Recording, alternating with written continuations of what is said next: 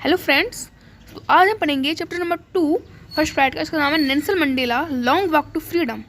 ये इसके ऑथर कौन है? Nelson Rolihlahla Mandela. ठीक है, देखिए ये चैप्टर नहीं है, ये नेल्सन मंडेला ने अपनी जो ऑटोग्राफी लिखी थी उसी का एक छोटा सा एक्सट्रैक्ट यानी कि पार्ट उसका इस चैप्टर के रूप में है। तो इसमें पढ़ने वाले हैं कि जो Nelson Mandela first of all जानते हैं थे कौन। ये फर्स्ट ब्लैक प्रेसिडेंट थे साउथ अफ्रीका के। ठीक है, अभी ब्लैक कम्युनिटी से थे, मतलब काले जो लोग थे उन्हीं में से ही एक थे। तो उन्होंने कितना स्ट्रगल किया, कितनी मेहनत की कि इस मुकाम पर पहुंच पाए, इस पद पर पहुंच पाए कि वो प्रेसिडेंट बने साउथ अफ्रीका के। ठीक है, तो इसी के बारे में पढ़ने वाले हैं कि किस प्रकार उन्होंने स्ट्रगल किया, किस प्रकार से उन्होंने फ्रीडम अपने लिए चाही। लॉन्ग वॉक ऐसे तो बहुत बड़ी लॉन्ग वॉक, मतलब काफ़ी ज़्यादा मेहनत करके वो उन्हें फ्रीडम मिली। ठीक है, उन्हें फ्रीडम मिली, फिर उन्होंने और ब्लैक जो पीपल्स थे उनको सारे राइट्स दिलाए, सारे हक दिलाए कि वोट डाल सकते हैं, वो बसेस का यूज़ कर सकते हैं। पहले क्या था कि जो काले जो लोग थे उन्हें ना बस का यूज़ करने दिया जाता था, ना हॉस्पिटल में जाने दिया जाता था, ना वोट्स देने का हक था उन्हें। तो बहुत सारी प्रॉब्लम्स थी उन्हें। लेकिन जब से बने प्रेसिडेंट तब से उन्हें सारे राइट्स, सारे क्राइटेरिया, सारे उनको जो प्रोवाइड किए थे। ठीक है, तो ये बहुत अच्छे इंसान भी थे और बहुत अच्छे लीडर भी थे। सो इसी को पढ़ने वाले हैं इस चैप्टर में। और इसके जो ऑथर हैं वो खुद ही नेल्सन मंडेला ही हैं, तो आपको इसमें ज़्यादा मतलब ऑथर की याद रखने की नीड है नहीं। ठीक है, चलिए शुरू करते हैं। देखो, फर्स्ट ऑफ ऑल बता दूं मैं आपको कि इसमें काफ़ी डेट्स हैं बेटा, और प्लेसेस भी काफ़ी हैं, और नेम्स भी काफ़ी हैं। ठीक है, तो इनको आपको करना है कि एक पेपर उठाना और इन तीनों को उसमें लिखते जाना। जो बताते जा रहा हूँ जो इम्पोर्टेंट है वो लिखते जाना, और उनको आपको याद करना पड़ेगा, क्योंकि आप मतलब जो डेट्स नाम्स हैं वो तो आप समझ पाओगे नहीं ना, उसको तो आपको याद करना ही पड़ेगा। जैसे हिस्ट्री में है, हिस्ट्री आपको याद तो डेट्स याद करनी पड़ती हैं, नाम्स जो किंग्स के, रूलर्स के, वो आपको याद करने ही पड़ते हैं ना। तो आपको ऐसे इसमें डेट्स, क्योंकि ये हिस्ट्री का पार्ट ही है ना, नेल्सन मंडेला पे हिस्ट्री का पार्ट ही है। वो इंग्लिश में आ गए हैं तो इसलिए आपको इसको इंग्लिश के रूप में आपको याद अरे 2-3 डेट्स हैं, आप प्लेसेस 2-3 ही हैं, नाम्स थोड़े ज़्यादा हैं, तो आप बस आपको इजी से आपको सब याद हो जाएगा। चलिए शुरू करते हैं। First extract of the chapter number 2 Nelson Mandela along to freedom.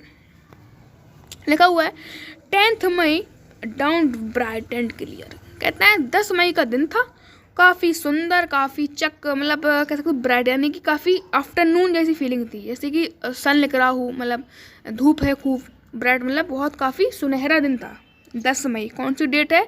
Important है, 10 मई, 10 मई का दिन था वो। ठीक है, for the past few days, कुछ दिनों से मैं देख रहा हूँ, I had been pleasantly beside while dignitaries and world leaders who were coming to pay their respect before the inauguration. मैं कुछ दिनों से देख रहा हूँ कि काफ़ी सारे बड़े बड़े देशों से लीडर्स आ रहे हैं, काफ़ी सारे अच्छे मतलब ऐसे तो बड़े बड़े लोग आ रहे हैं और मुझे ग्रीट कर रहे हैं, यानी कि मुझे रिस्पेक्ट दे रहे हैं, यानी कि मुझे सम्मान दे रहे हैं बिफोर द इनॉग्रेशन। देखो इम्पोर्टेंट वर्ड है इनॉग्रेशन। ठीक है, इसको याद रखना आप।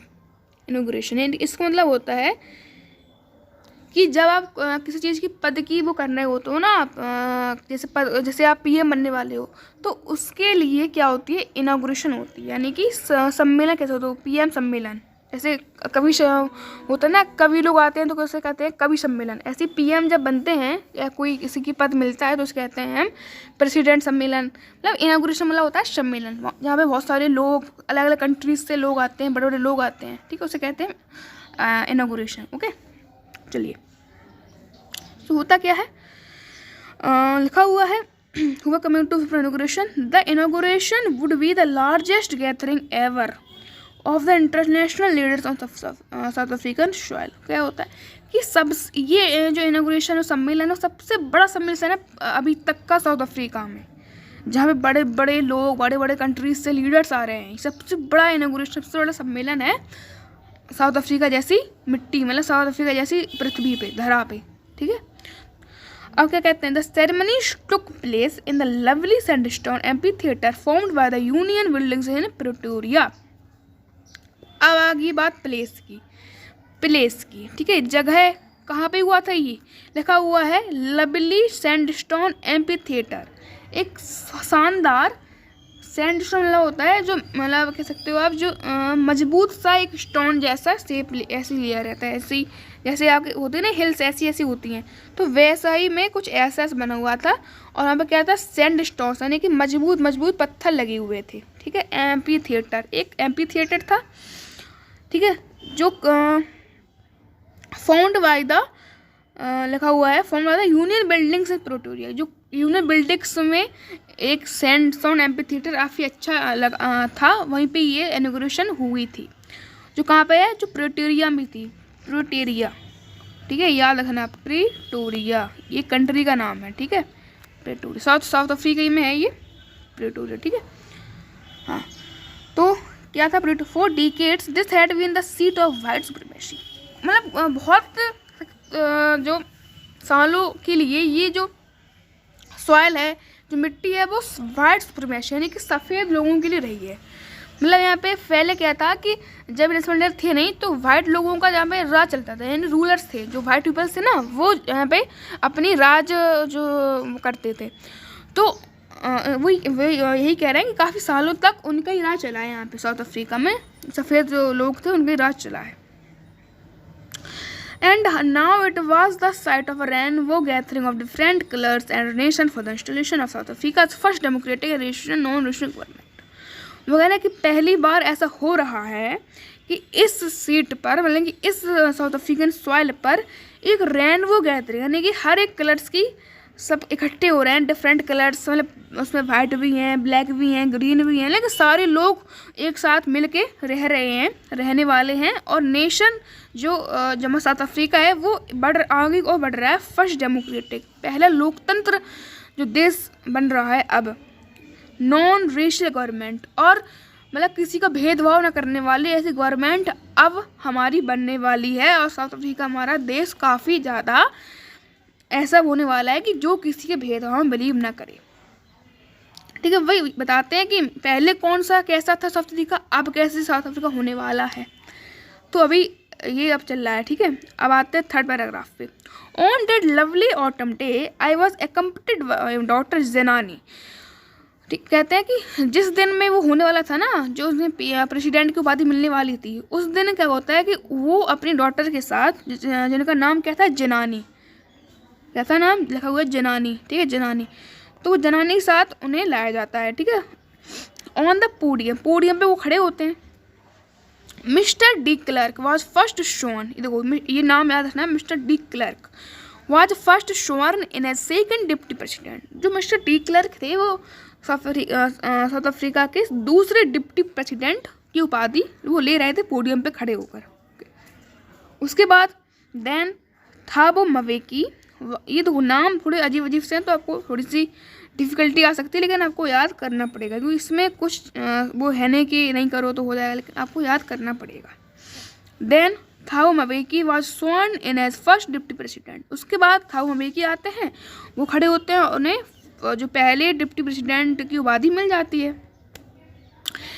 लेकिन when it was my turn, लेकिन जब मेरी बारी आती है, I pledged to obey and uphold the constitution and devote myself to the well-being of the republic। जब मेरी बारी आती है तो मैं सबको अवे करता हूँ, मैं झुक के सबको सम्मान करता हूँ, एंड अपहोल्ड द कॉन्स्टिट्यूशन, और कॉन्स्टिट्यूशन को मतलब कह सकते हो आप एक तरह से खोल के देखता हूँ, and to devote myself to the well-being, और मैं अपने आप को समर्पित कर देता हूँ किसके लिए, to the well-being of the republic and its people, गणतंत्र स्वतंत्र देश के लिए और उसके लोगों के लिए। To the assembled guest and the watching world, जो हमारे गेस्ट आए थे, अतिथि आए थे, और जो पूरा दुनिया देख रही थी मुझे, मैं उनसे एक शब्द, मतलब मैं उनसे कहता हूँ, आई सेड लिखा हुआ है, मैं उनसे कहता हूँ, क्या कहता हूँ वो पढ़ो। Today all of us do our presence here, आज हम लोग अपने उपस्थिति से हम ही करने वाले हैं, क्या करने वाले हैं, confer glory and hope to new on liberty. हम शुरुआत करने वाले हैं कि ऐसा कंट्री बनाने की जहाँ पे भेदभाव कोई ना करता हो, जहाँ पे किसी पीपल को ज़्यादा कह सकते हो आप एक्सप्रेशन ना दिया जाए, किसी पर्सन को ज़्यादा महत्व ना दिया जाए। हम ऐसी कंट्री की बनाने जा रहे हैं अपने उपस्थिति से। ठीक है, out of the experience of an extraordinary human disaster that lasted too long. मुझे पता है आप लोगों को काफ़ी एक्सपीरियंस होगा कि हमने एक बहुत बड़े डिजास्टर्स को फेस करके आए हैं। क्या डिजास्टर था कि वाइट सुप्रीमेसी थी उस समय, ठीक है ना। जो सफ़ेद लोग थे वो अपना राज चलाते थे और वाइट जो ब्लैक पीपल से उन्हें मारते थे, मतलब मार देते थे, मतलब उन्हें काफ़ी दुख दिलाते थे।